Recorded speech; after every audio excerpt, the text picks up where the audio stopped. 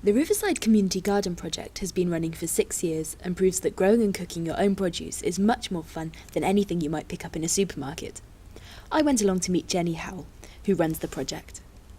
The Community Allotment Project is run by the Riverside Market, and I'm employed by the Riverside Market, and we're open Wednesdays and Fridays between 10 and 4 for anybody who wants to come down and learn how to grow food and vegetables, and also we do cooking and building and all sorts of other activities which are interesting for learning how to be more self-reliant, I guess.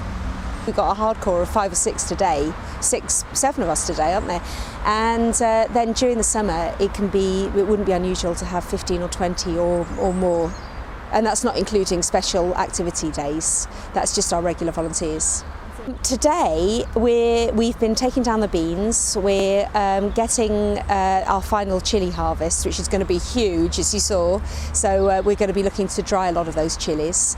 We're also taking down the rest of the aubergine and tomato plants, clearing the beds, covering them with the rotted manure and composted materials as well, and getting the beds basically ready for the spring. Really now, putting them to bed.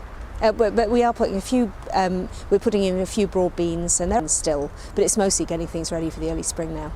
At the moment, we have got quite a lot of kind of guys, you know, in their sort of 40s, 50s, which really has its own impact on the project, actually, because, I mean, that, you know, as you've seen yourself, I mean, they're an amazingly clever bunch when it comes to practical stuff, and 2 of them have just gone off to salvage some wood to refurbish some sheds, and so there's a lot of kind of building projects and make out of salvage wood that's going on at the moment. But you know, during the summer, I mean, we have, who else do we have here? We have families who come down with their children. Quite often, if they're homeschooled, they'll come down and do stuff down here.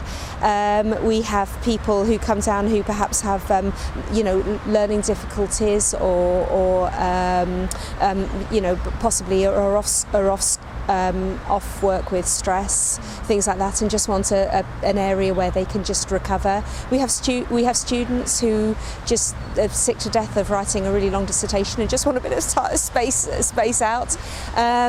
We also have recent graduates who want to learn some skills, some practical skills, if they're looking to work in this kind of area. So it's a huge cross section of different people.